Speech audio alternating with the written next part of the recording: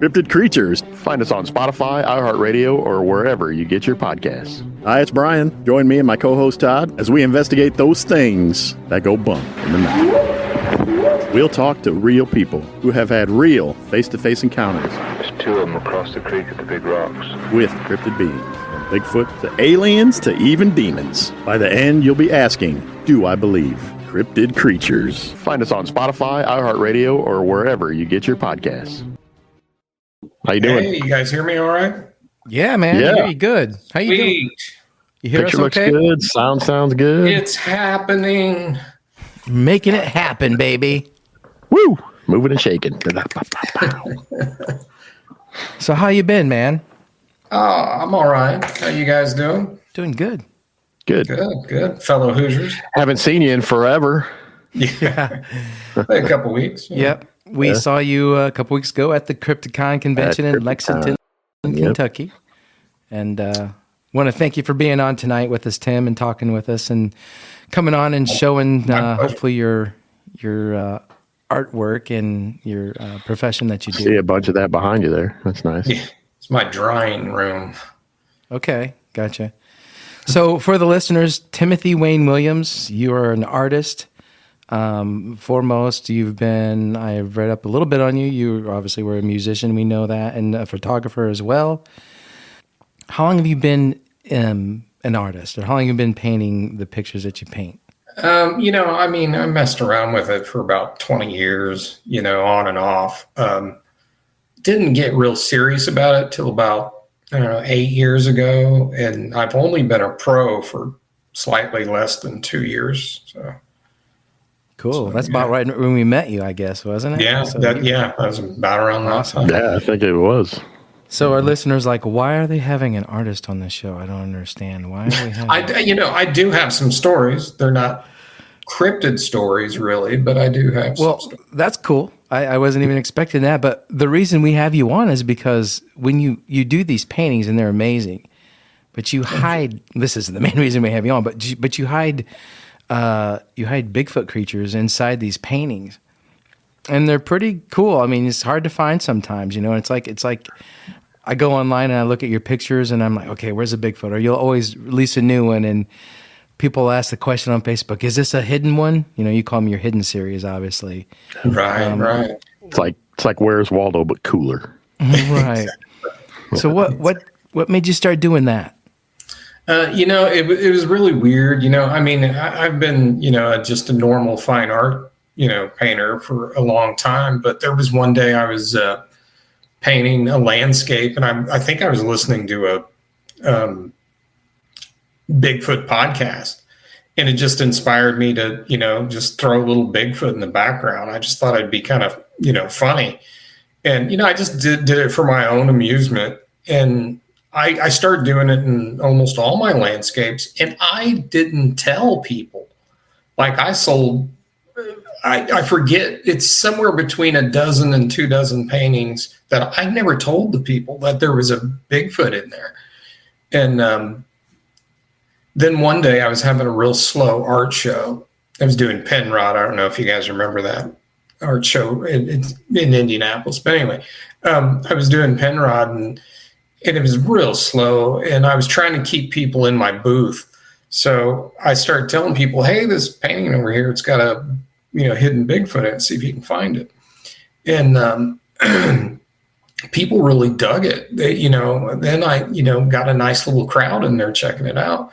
So then like the next day I went and was looking, I was like, I wonder if there's any Bigfoot related groups on Facebook. And there's like 1 million. And so I was like, I'm going to join some of these. And then I posted one of the paintings with a hidden Bigfoot. And I was just like, hey guys, check this out. I hit a Bigfoot in it, and I got like 1,000 likes between, a few groups. And I was like, no way, so maybe I'm onto something. So I started doing it, here and there. And then I got such great feedback. I just kept doing it. And I started selling like really well. And I sold almost almost everything I was painting. And I ended up quitting my job of 32 years, to paint full time, because of something just as crazy as hiding a little, Bigfoot somewhere in the painting. I know it's crazy, but I was able to, make that leap. And I'm like real proud of that I was able to do that. And it's rough. It was a bit of a pay cut, but I am, I'm making a living and the lights are still on. So it's working. So. Well, good. And we're glad it is, because it's nice seeing you out at the shows and well, thanks. And checking out your paintings. You're really good at what you do. I appreciate that very much. Yeah, before we go too much further, if anyone's listening to this and you want to check Tim out while we're talking here, I Googled you on Facebook. I'm sorry, on Google, Timothy Wayne Williams, and Fine Arts America came up. You're under that? That is a company that I send my images in, and they make prints for me, but they also put those images on all kinds of things. Like you can get coffee mugs and blankets and cool. Even shower curtains. No one's bought a shower curtain. I'm going to, dude. Your stuff on there is awesome. One of them shower curtains. That's awesome. The great white shark. I saw that. You're looking for Bigfoot every time I get a shower. Oh, thanks. So you guys get a chance, go look that up on look up Timothy Wayne Williams on Fine Art America, and look at some of those amazing pictures you've done, man. Just cool, really cool. Beyond the Bigfoot and the cryptid style. Yeah, that great white shark was awesome. Yeah, thanks. Yeah, man. Yeah. I love sharks. I'll do 2 or 3 a year. Cool. I love them. Cool. So you're down in the Indy area. Would you have any inspiration with the Bob Ross painting style? Is that kind of what your method is, or how did you develop your method? A lot of fine artists, trash Bob and go, he was a hack and all that. But I definitely am not doing his style.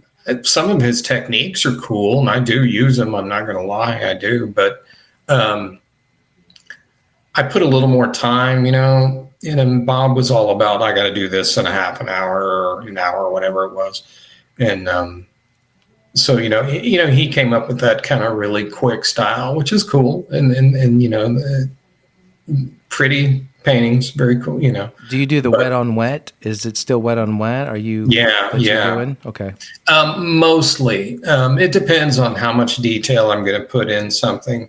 My artwork is like right between realism and impressionism. It's like right in the middle. And so I do a ton of wet on wet, but sometimes I will let layers dry and go back over. Just kind of depends. Yeah, the only reason I know that is because I tried to do some painting for about a day and a half, thinking I was going to be, watching Bob Ross videos and like, this is easy, I can do this. Yeah, no. Mountains really jacked me up. I could not get the mountains down ever. I don't know how. So I got a bunch of paint sitting out in the back room, just sitting there and collecting dust. But he did all those shows like, I don't know, half an hour, 45 minutes from here in Muncie. Yeah, I knew you were close. That's why I asked if maybe you're from that area, if maybe that's what you kind of got you going into it, or you took the class. Yeah, believe it or not, I really didn't watch him much at all. I think maybe when I was real young, before I even started painting, I watched him a little bit. But, But you do other paintings too. You're not just hiding Bigfoot other places. And it's amazing, like you said, by just doing that one little thing, kind of put you over the edge of where you wanted to be. And, you're going to shows now and you're displaying these paintings, and we're seeing you there all the time, which is really cool. And that's how we met you. Yeah. And found out that we were very close to the same age. We all live in Indiana, and we all into this cryptid thing. But you do other stuff like UFO paintings and Loch Ness Monster. We've seen about everything you cover, do you not, in the cryptid world, painting wise? Yeah. I've done Mothman and stuff like that. I'm probably going to mix it up some more. And sometimes I don't put anything in the painting. Sometimes, sometimes I'll do a painting and I'm just like, this stands on its own. I don't think I need to add anything to it, And I do have some clientele who don't care for the Bigfoot stuff, and they would rather not have it in there, believe it or not. But most people do. It's weird. I did a commission, and it was a vase of flowers, and I finished it, and the lady's like, "You put a Bigfoot in there, right?" And I'm like, "A vase of flowers? Are you serious?" And they're like, "No, really, we want it. You're known for that. You need to do it." Okay, so so I put a Bigfoot in there, and it actually turned out kind of cool. That's awesome. That is awesome, man. Really, it is. That's what people. Yeah, that's your thing. I mean, do you ever bring a painting to a show that doesn't have a hidden Bigfoot in it? Yes. Do you? Okay. Oh yeah, yeah. Matter of fact, when I was in Kentucky, I brought probably 5 or 6 that didn't. Okay. And you've got a calendar out too. I know we're waiting for the next shipment of those to come in, because I'm going to get myself one of those. So this guy. How do we get one of those? This, just go to Hanger One Publishing. That is, you guys know Doug Highcheck, right? Yep. Oh, yeah. Used to produce Monster Quest. Yep. Well, Doug, that's another cool thing that happened. When I started posting these paintings, Doug, I noticed, was kind of liking some of my artwork. And I started sending him some stuff direct. And he was like, "Hey, I really like what you do." And we got together. Him and his son has started a publishing company. And they mostly do books. And I was the first calendar that they did. And so they've been kind enough to publish my calendar. So, yeah, if you go to Hanger One Publishing, you can get one, or just contact me too. Okay. On Facebook. You're on Facebook, Timothy Wayne Williams too, and you can go there and check out your stuff. I want to make sure we get all that in before we move on. I don't want to forget all that for you. Let's get that stuff on. Cool. No, but Do you have a website, or is it just Facebook, Instagram? Just this year I got rid of the website. I was selling so fast there for a while that I would put it on. Put it in social media, and it would sell, and I had no need to put it on the website. So I was just like, no one really was going to it anyway. So I just got rid of it and doing everything through social media. No, whatever works. Out okay. Yeah. Yeah. So where do you tell people to go if they want to see your paintings? Where do you direct them to? The best thing to do is to go to T.W. Williams Fine Arts on Facebook. That's technically my artist page. You can get me at Timothy Wayne Williams too, but the best place is T.W. Williams Fine Arts on Facebook. Cool. We'll check that out for sure. I'm sure the listeners will too. Cool. Well, why don't we get into, I guess before we jump into that, I guess my question would be, what made you get into the cryptid world? What made you say, I'm going to put a Bigfoot in here? I'm going to, I'm into this stuff. I'm going to paint a Loch Ness Monster. I'm going to paint a Mothman. What made you do that? I've always been into weird, mysterious stuff. Like my family has a history kind of it. Like I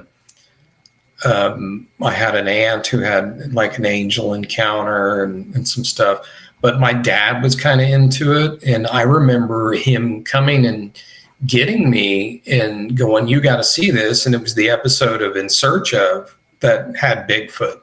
And I'd never heard of anything like that. And my dad went and got me and said, "You got to see this. This is really cool."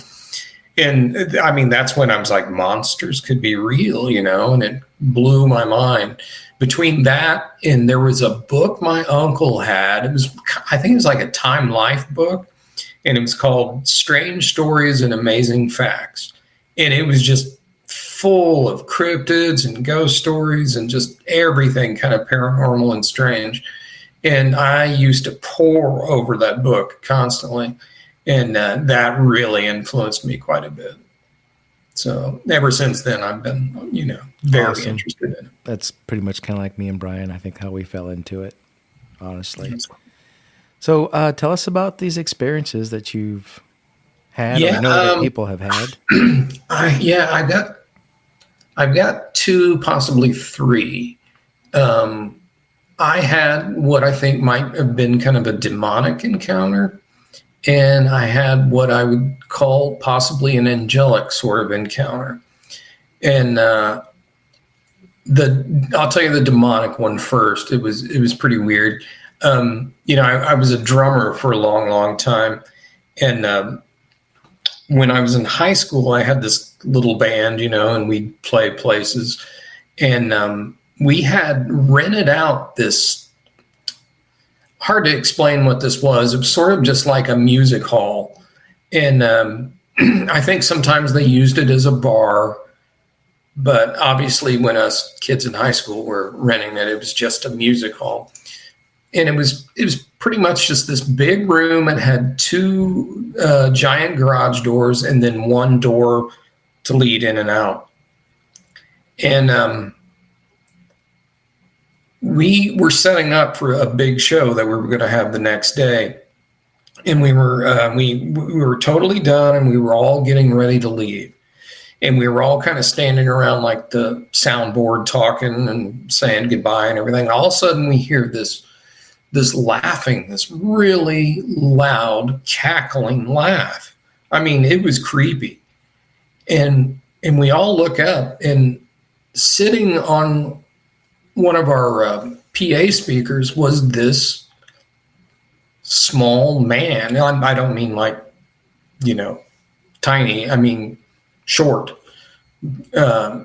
I don't mean like a, like a pixie or anything weird like that. Just a short man. He looked like Scatman Crothers. Do you remember that guy?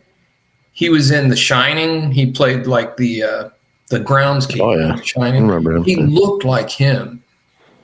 Well, he was just laughing his head off, and none of us could figure out, what's this guy doing here?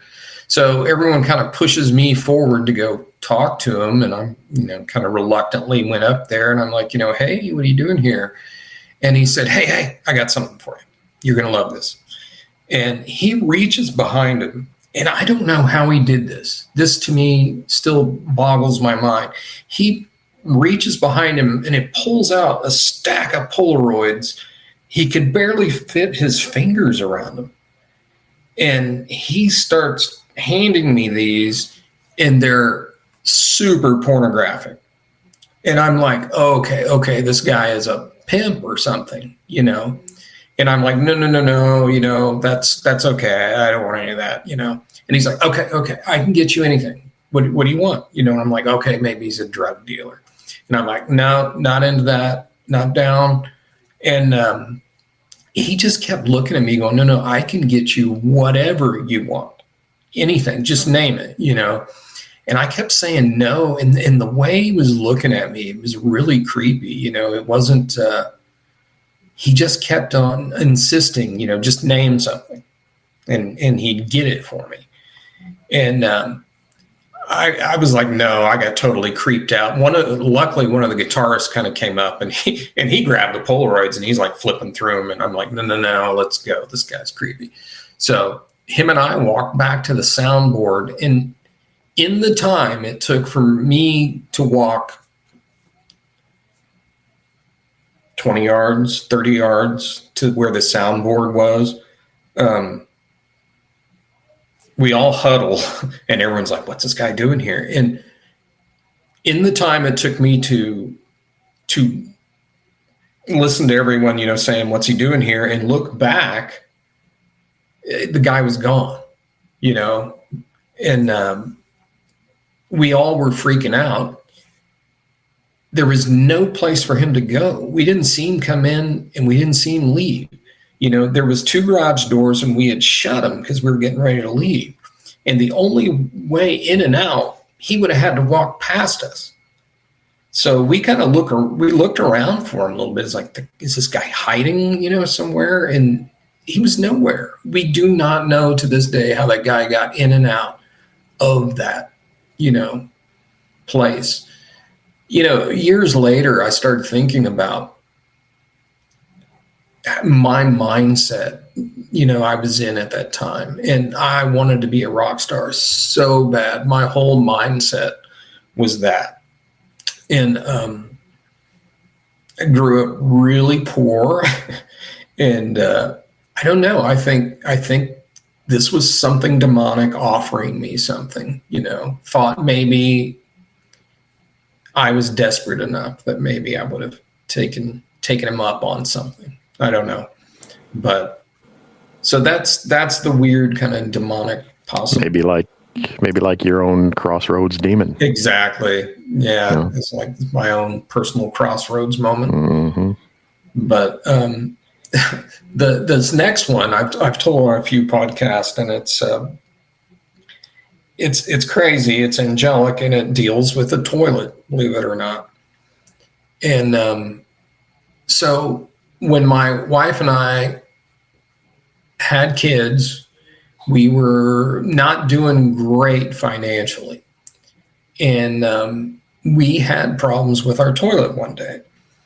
And we realized we were going to have to put a new one in. And so we did not have the money for a plumber or anything. And I thought, how hard could this be? It can't be that hard. So I thought, I'll take the old one out. I'll figure out how a new one goes in by, taking the old one out. And so that's what I did. Bought a new toilet, put it on, and it would not go on right. Something was not right. And I went to hardware stores, was talking to those, people in the plumbing section. They were all kind of baffled, were no help. I even had one of my best friends just happened to stop by, and his dad had owned a plumbing company for years, and he'd worked with his dad. And I thought, oh, this guy is going to know what the problem is. I showed him, and he was baffled. He was like, I do not understand why that's not working. And he's like, there must be a part or something you need. So anyway, I was distraught over this. It had gone on for a couple of days. My family was depending on me to get this fixed. And I was so stressed, and we had like no money. And I just didn't know what to do.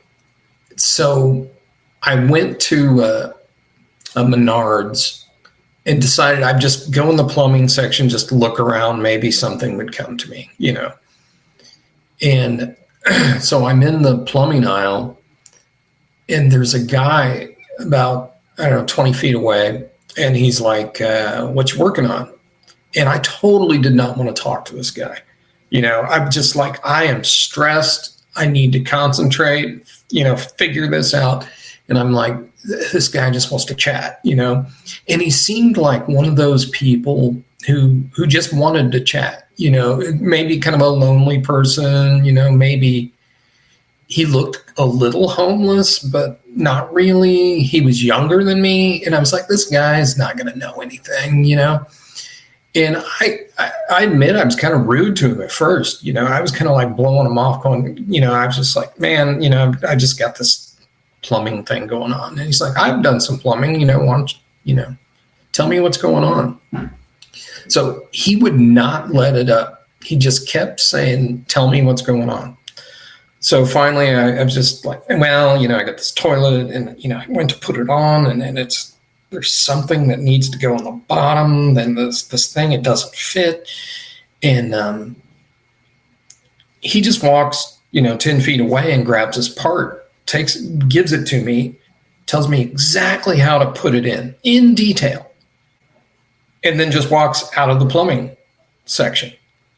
Like no other word, just walks out. And at the same time, my wife walks up. She was in another part of the store.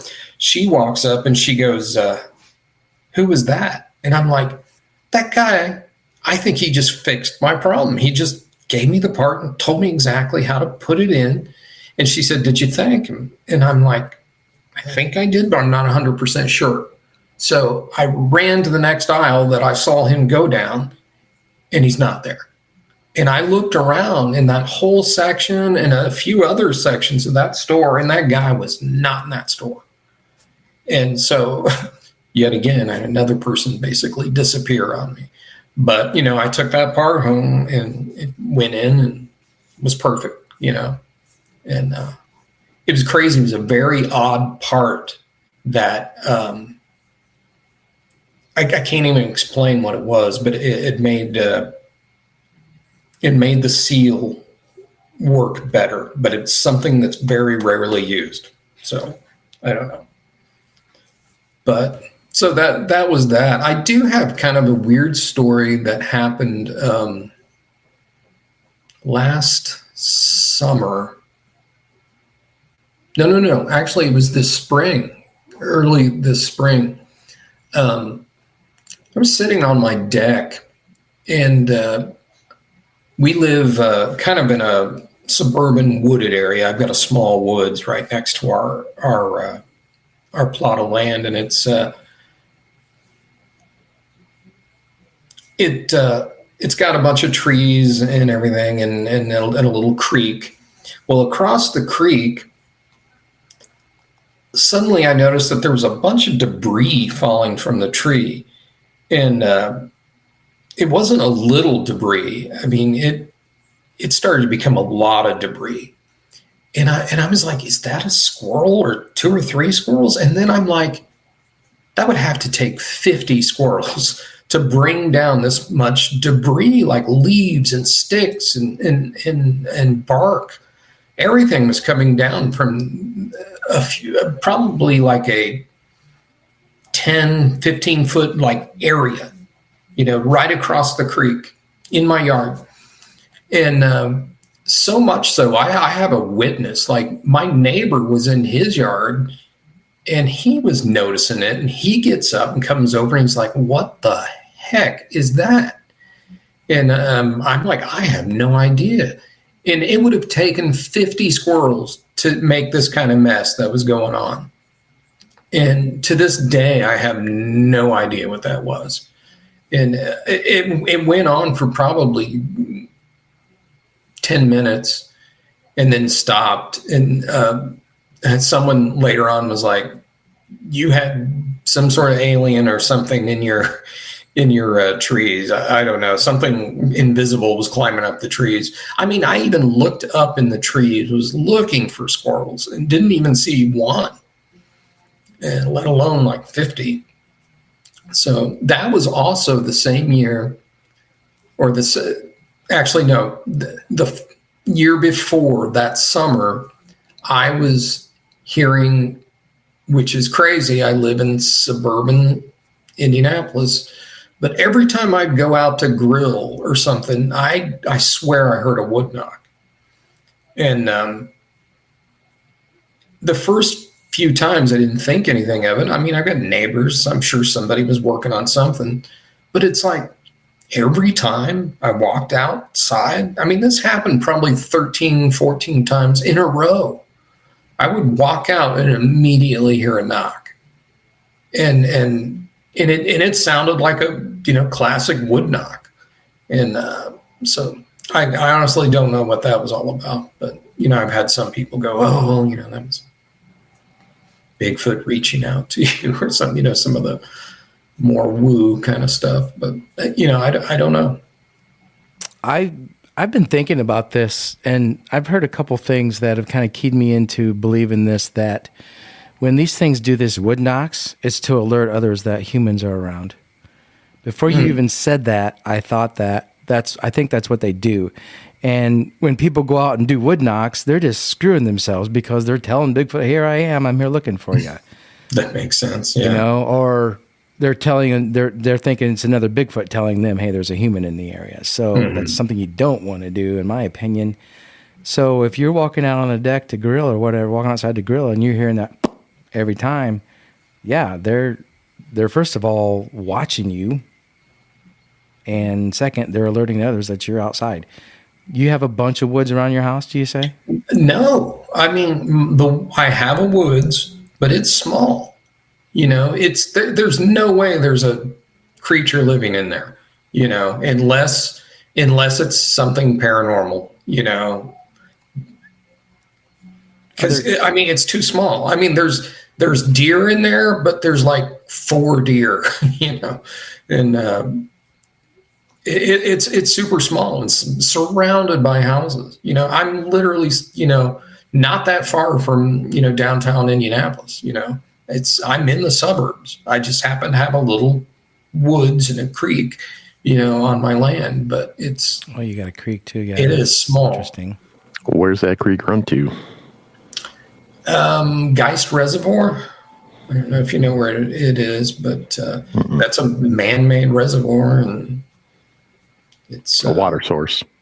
Yeah, true. So does this happen every time you go outside, or this was It just did that summer. that summer? It does. Oh, okay. It hasn't anymore. Okay. Hmm. Interesting. Maybe you did have some paranormal something going on there. I Yeah. don't know. We don't Doesn't know. necessarily have to be a Bigfoot. It could be something paranormal. Yeah. Yeah, true. I've heard a lot about people hearing like car door slammings slamming in the middle of the woods. Have you ever heard that? Where people like, it sounds like metal or a car door slamming or something like that, just out of nowhere. I mean, they're way out in the woods, and there's no way, who's making this noise or what is it? It's hard to say, Portals opening and closing. Could be. And I'm trying to remember why I thought that the knocking was alerting each other to know. I can't remember what show I saw, or I put two and two together. Again, this is all my opinion and doesn't mean anything, but I really do think that's how they alert each other. They'll whoop and they'll whistle and they'll do that stuff, and they'll try to mimic other animals. We've heard that too. Have you heard any of that craziness going on? No, not where I am. No. Gotcha. I wrote this top 10 list. There was this wacky little comedy thing I wrote one time, and the first thing was wood knocks, and I said what we're going to learn about Bigfoot is that these wood knocks are actually they're songs that Bigfoot writes, but he's just a horrible musician. So he's just a terrible musician. That's awesome. And there was once a Bigfoot that made like an 8-knock little ditty, and he's considered the Mozart of the species. So I should have given you guys that. That's a whole No list. kidding. That's awesome. Yeah, so you do a little comedy too, huh? I do some comedy writing. I could never do stand-up, but yeah. So what kind of music were you playing when you saw the Scatman Crothers dude? What was your guys's? I was in hard rock, heavy metal bands, Devil music. Were you playing like AC/DC, or were you playing like Slayer stuff, or were you playing like Dokken, or were you playing like, not that those are bad bands, I like Dokken, I like AC/DC. Slayer I never really got into, but like we're talking that heavier than that? No, we played like a couple Metallica songs when Metallica like first came out. Yeah. But no, we didn't do anything heavier than that. We mostly actually played originals, but we did do some covers. I think we did. Our singer was so limited.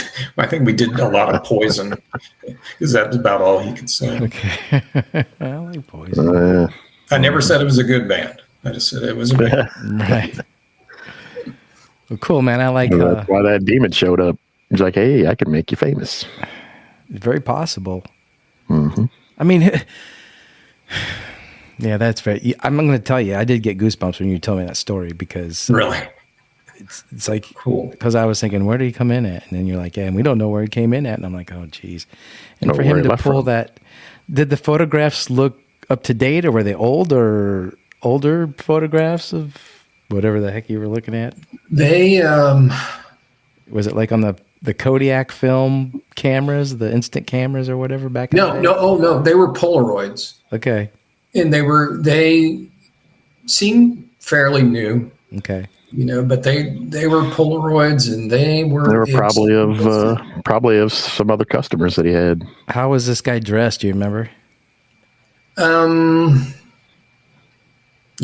don't really remember. I don't recall anything, weird. He wasn't like in a suit or anything. Okay. Yeah, I don't really remember. I wonder what would happen if you would have said, I really want to be in a top drummer in the top band, you know? I want to be I don't something know. like that. I don't know. I would, Making a deal for your soul. yeah, nah. Probably would have been dead by the time he was 27, just like everybody else. Yeah, exactly. That's cool. You ever thought about painting any of that stuff that happened to you, or those kind Yeah, of I've been scenarios? asked that before. I don't know. It was so creepy. Not really. I had a guy not long ago ask me to do a Wendigo, and I started working on it, and I was having creepy dreams, and I was having the word Wendigo was showing up everywhere. You know, before this guy asked me to do this painting, I hadn't heard that word in probably a year or longer. And all of a sudden, I remember I was scrolling on Facebook and I saw that word like 3 times. And then I was IMDbing somebody's movie career. And the first movie they were in was called Wendigo. And I was like, man, this is really really strange to be seeing this this much. And I kept walking by the painting. And, I had kind of a rough kind of thing, but it already was looking creepy. And it was giving me the creeps. And I actually told the guy, I'm like, I can't do your painting. Something is really evil about it. And I don't, I just don't want to, do it. And he was real understanding about it. So, Wow. it was cool. Not cool, but cool. Yeah, I've done it, but I don't even necessarily like painting Dogman that much. I've done it a few times, but that kind of creeps me out too a little bit. He's got to be tough to paint though, too, isn't he? I mean, maybe not a silhouette or something like that, but yeah. You ever thought about hide the Dogman photo in the paintings? Yeah, give him a little tail and all that stuff, Yeah. Yeah, but actually, because it's a dog man, I do have to usually put a little more detail in it to show that it's a dog man and not just a Bigfoot, And so I think that's another reason, that it kind of creeps me out. But I wouldn't say I wouldn't do it again, but it's not my favorite thing to paint. So how many paintings do you do a week, Tim? I try to do 4, maybe. It depends. I am fighting like horrible carpal tunnel right now, and it's really screwing me up. But, I can do, if I get up and I'm motivated in the morning, if I start right away, I can do an 11 by 14, in a day, if I don't put too much detail in it. But, yeah, I mean, there have been weeks I've done, 5 a week, but just depends on how much detail I put in it. Everyone's like, man, you're really, you're really pushing these out. But it's like, well, it's my job. I get up and my day doesn't stop at 5 o'clock. I will paint till sometimes, right before bed, sometimes 10 o'clock, it just depends. Sometimes I'll do a painting and I'm like, okay, this is going to sell right away, and I'll post it and no one's interested in it. And I'm like, oh crap, I got to get another painting, out there right away, because I got to keep these things moving. Oh yeah.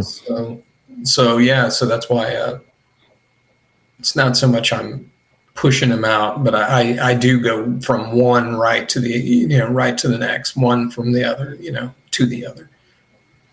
You do pretty well at the shows too. I'm sure you probably sell quite a few there, I'm guessing.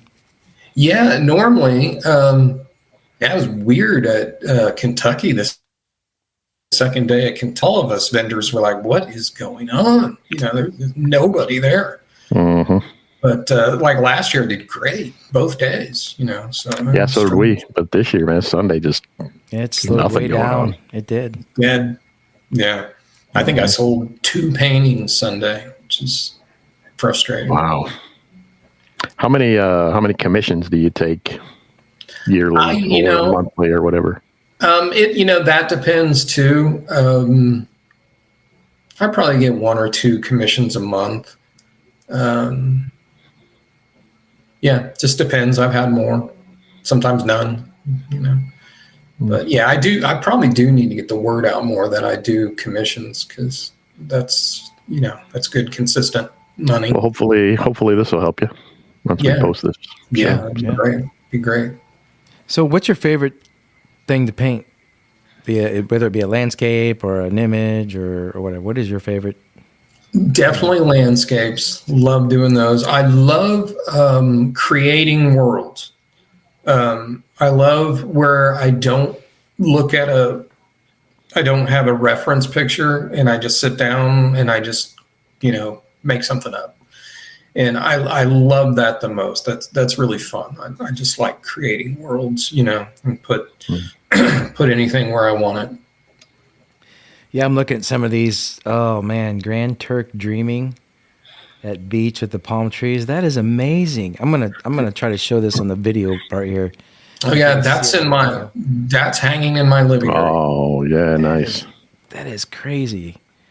Will you do for commission wise? Will you do actual places? Sure. Existing places. I do it all the time. Again, the shark one was really cool. That for a second I thought that was real picture. That was. I did too. I saw that and I was like, "Is that a painting?" I'll show it here too, so you guys can see. Yeah. So make sure awesome. you guys go. Yeah, you guys got to go to his page and check it out. Now I'm at the Fine Art America page on Google. Oh yeah. You asked if I did places when I first started. I did. There's a cafe here in town called Cafe Heidelberg, and it's a German cafe, and my mother-in-law's German, and she worked there. Actually, my wife used to work there too. Anyway, through that, my mother-in-law started telling a lot of the customers there that, I was a painter, and I painted so many German castles. That from people's hometowns, they're like, this castle is, I did so many castles, that's really where I learned to paint. It's just kind of throwing myself into doing German castles. I did that like nonstop for a couple of years, probably. Oh, nice. Yeah. I'm just showing here as we're talking about, your detail too on some of this stuff, like your cottage. I'm sorry, it's got green background, so it's, the flowers that you've done. Some of these flowers are really cool and detailed. Again, it's got green back there. That is one of my favorite. Little glass of daisies is what you call that. Yeah, my wife went and cut those daisies and didn't have a vase for them, so she just put them in a glass. That's awesome. I walked by it, and I was like, "Wait a minute." That is cool. Yeah. That looks really cool. And I grabbed them and set them up, made sure it was lighted right. And I see the Bigfoot peeking around the little dandelion leaf there. No, I'm kidding. Really? I'm joking. I didn't know I put that in there. You've got this railway haunting train. That's a really cool one. That went in a. I work with a guy named Eric Mintel who does. He's a researcher and he does videos, and he'll have me do a painting that he'll use for a transition shot. Just from one shot to the next, he'll just put my painting in there, and so I've done a bunch for his videos and stuff. Cool, awesome. I've done a few book covers too, which I'm kind of proud of. Night hike. I like that picture too. Again, just that was actually a pretty easy painting to do, and that has been a consistently big seller in that Fine Art America. I sell a lot of prints of that, which is surprising. But. So, did you take a lot of courses and lessons in painting? Are you more self-taught? No, I'm self-taught. No kidding. After the music thing blew up, this was my fallback. I had a day job where I worked as a graphic artist for a company, a screen printing embroidery company, and that's what I had done. And then I dabbled in painting, And so I did that for a long time. Yeah, I think we talked about that at CryptidCon this year. I think we talked about that a little. I think we did, yeah. Mm-hmm. I may come up with a scheme for you and have you hide a Bigfoot in it somewhere if I can think of something. I'm all cool. about it. I keep telling people, like, send me pictures of like the spots where they had an encounter or something, and I'll kind of recreate it a little bit. And hey, that's a good idea. Yeah, that's a great idea. Some people want it too detailed, though. I had one guy who was like surrounded by like 5 Bigfoot, and he wanted to show this and that, and it was just too much to put in. It was like that thing he would have never been able to pay for it because it would have taken me like 3 weeks to do. It was detailed, the amount of detail he wanted in it. Yeah, that's really cool. I didn't think about that. Some of our guests may be interested in that, Tim. Maybe somehow we can relay that to them. Yeah, that'd be great. Or, as we're talking this podcast and people are listening, if you guys have had an encounter and you want Tim to paint the scenario for you, I mean, he'll do it for you, man. Get hold of him. He's really good. You guys, if you have a vacation spot that means a lot to you, I do a lot of that too. Man, you know what? I could do that because my wife and I got married in San Diego out on the beach and the rock cliffs there. I could have you paint that picture. She'd love that. We'll be talking. I got a little bit for the anniversary. I got another year, so. Right on. But you still have to put a Bigfoot in there if you do it. No, I can. He'd be peeking around. That'd piss her off. He'd be peeking around the rock. Mm-hmm. Oh yeah, your wife will love that. Yeah, I love it. That'd be funny. Is there anything you want to talk about, Tim, as far as, how to do a little plug in here for yourself? I'll cut that out. Plug in the next show you're going to be at, or? Where are you going to be next? I'm not 100% sure. There's a show, and I'm sorry, I don't even remember the name of it. It's somewhere on the border of Pennsylvania and Ohio. It's a real small show, but it's a one-day show. I saw that too. Yeah, I can't remember. Bill something another. It's his show. I forget his last name. Is it Bill Rigby? Yes, okay. Bill Rigby. Yep. Yes, it's his show. Yep. And I think that might be my next one. Okay. I do well at small shows. It's crazy. I do a lot of small shows in West Virginia that are go real well. Cool. West Virginia is huge for me. It's crazy. How far do you travel? Are you gonna? Oh, sorry, Brian. The furthest I've traveled so far is Florida, and that was a bit of a haul. That drive nearly killed me, but I did great. It was the best show I've ever done. It was amazing. One day show, and I made all kinds of money. It was fantastic. Sweet. Yeah, it was great. I definitely want to do it again. Are you going to do that one next year in Southern Indiana? It's going to be the first time that they do. What's that called again, Todd? I forget. I don't remember. Yeah, I forget what it is. It's in Brown County, I think. Nashville. Yeah. Yeah. It's called the Indiana Bigfoot Conference. It'll be the first annual Indiana Bigfoot Conference in Nashville, Indiana, in the heart of Indiana Bigfoot country. Best one. So I definitely want to do it. I mean, my daughter just lives right down there. That'd be cool. I'd love for her to come. Yeah, and it's not far from you, so yeah, we're definitely going to. I think we're going to do it. Yeah, we're going to do it. Yeah. Not even 3.5, 4 hours at the most away. I have a couple really good friends who bought quite a few paintings from me, who were part of the organizing of that. And cool. Yeah. Do you ever go to places and set up or have a booth anywhere else, like in the mall or? No. If malls still exist, do you like ever just set up anywhere else? Yeah, I did a brewery there's a brewery, a small little one. There's a lot of those around. Yeah, there's a lot of those around down there. Yeah. And they had a little art show like thing that I did a few years back.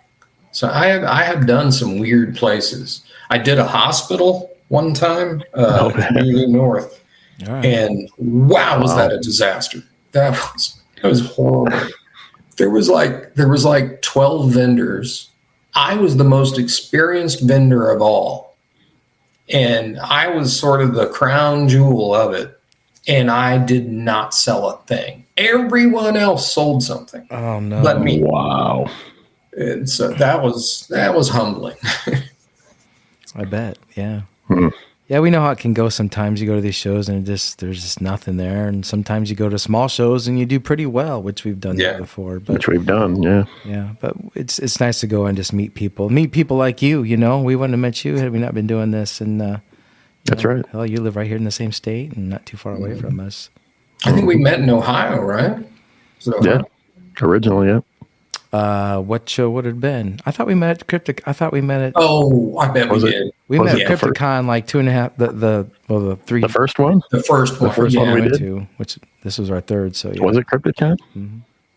It might have been. I think so. Because last year was my first year. You were there. Oh, well, no, wait. That's right. You weren't there first year. You had just been posting stuff on Facebook, and I was like, "Hey, Tim, those are cool, man. Put them on our group page." And you're like, "Yeah, yes, okay, cool. Which I appreciate. That. No problem, man. Anytime."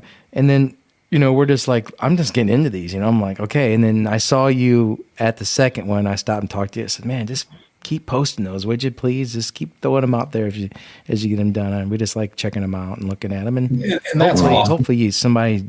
I see people ask questions a lot when you post on Facebook in general. It's like, how much for that one? Is this one available? Da da da da. You know, and that's great. That's great, man. Yeah, it's fantastic. And I do want to stress how much I appreciate you guys like letting me post stuff on there. It's amazing how many people or how many groups are like, we're not an art gallery. Stay the heck out of our group, you know? Yeah. It's like, I'm not really hurting anything. You can always just scroll. Yeah, that's ridiculous.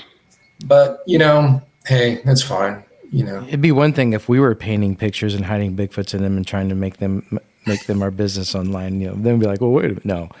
But no, I mean, you're unique in that fact too. You want to see really my awesome Bigfoot stick figure? I saw one today. I think was it your latest one? You've got two Bigfoots in the picture. One's kind of easy, one's kind of hard. You gonna grab that one? Oh yeah, let's see that one. Yeah, I just finished this. I don't know, 3 hours ago, maybe. No kidding. Okay, so I know there's one down at the bottom. I see one. Yep. He's pulling a tree out or something.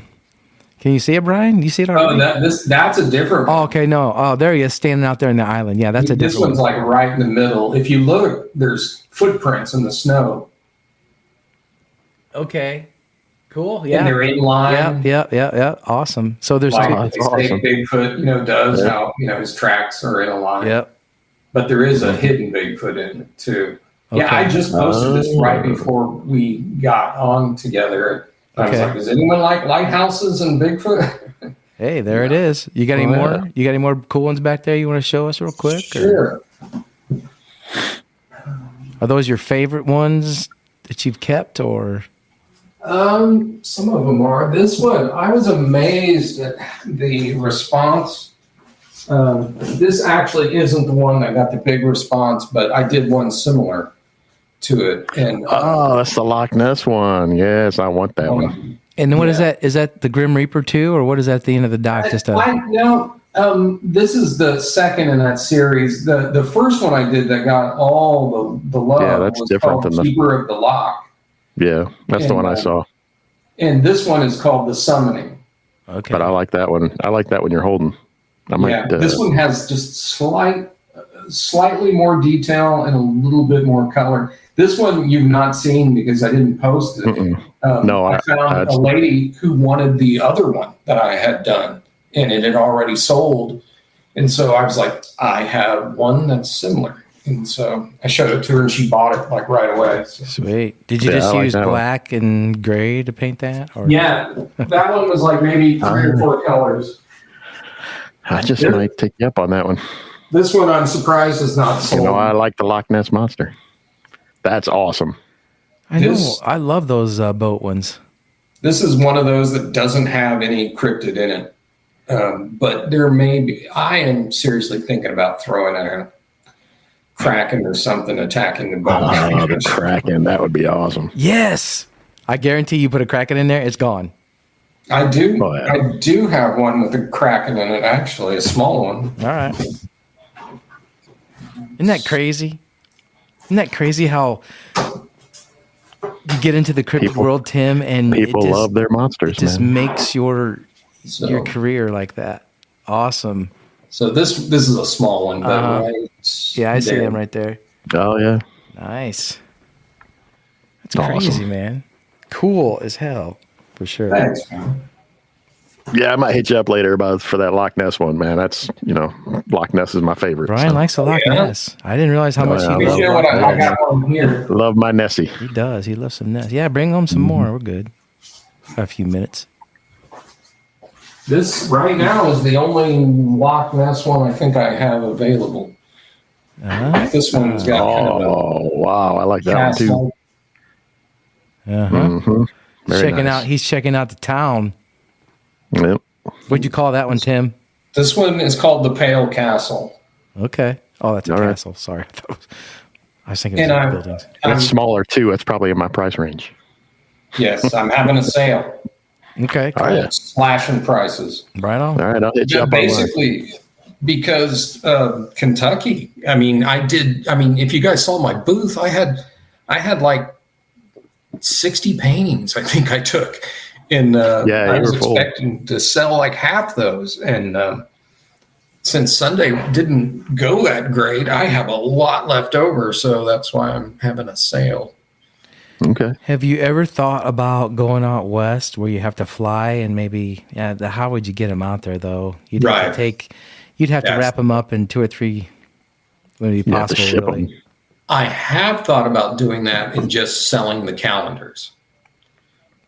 Just having just a thing, just try to sell the calendars. I have no idea how well I would do, but You could paint a few small ones that you could take in a luggage bag or wrap up in That's just true. its own luggage bag and hope they don't get banged up too much, yeah, I definitely want to do that. I want to head out we there.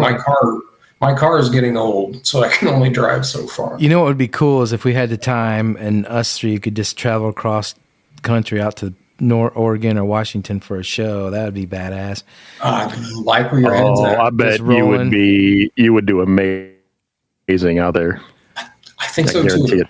I sell a ton in California and Washington. Yeah, not only because that's the cryptid capital of the world out there, but all the old hippies are out there. So, they'd love your stuff. I just shipped out 3 paintings to California earlier this week. Man, It's if you crazy. had like a cool van or Yeah, an man. RV, you could do travel around the country and just stop in places and set up a little booth or something like that. You'd probably slay it there too. All right, next year we got to plan a trip to Oregon. Let's do it. Okay. I'm down. We'll probably have to take like more than a week though. Well, Tim can take as much as he wants because he can paint. Exactly. I can paint anywhere. He can paint He anywhere. can stop and paint along the way and make money. If our podcast was really good by then, we could just do it because we could podcast anywhere. But yeah, cool. Oh, we can podcast from anywhere anyway. That's true. Tim, man, it was awesome talking to you tonight, dude. Yeah, it was. I'm glad we finally got you. Yes. It was awesome. I really appreciate you guys having me on. It's fun. Yeah, and you guys be sure to check out Timothy Wayne Williams on Facebook, T.W. Williams Fine Arts on Facebook. You can also catch him on the website, or Google him if you Google Timothy Wayne Fine Arts. And you're on Instagram too, right? Yeah. Instagram, yeah. Check out his paintings and just see how he does these. He's just really cool and Yeah, how he he's amazing. integrates Well, thanks, guys. the animals and the cryptids and everything else. So again, thank you so much, man. I'm glad we get you on finally. I'm glad I got to talk to you, and I can't wait to see you again at the next show and hang out with you. Cool. Yeah, man. Let's do it. All right, man. right. Thanks, All right, guys. Tim. All right, take care, Thanks buddy. again. Bye. Cryptid Creatures. Find us on Spotify, iHeartRadio, or wherever you get your podcasts. Hi, it's Brian. Join me and my co-host Todd as we investigate those things that go bump in the night. We'll talk to real people who have had real face-to-face encounters There's 2 of them across the creek at the big rocks. with cryptid beings. From Bigfoot to aliens to even demons. By the end, you'll be asking, do I believe Cryptid Creatures. Find us on Spotify, iHeartRadio, or wherever you get your podcasts.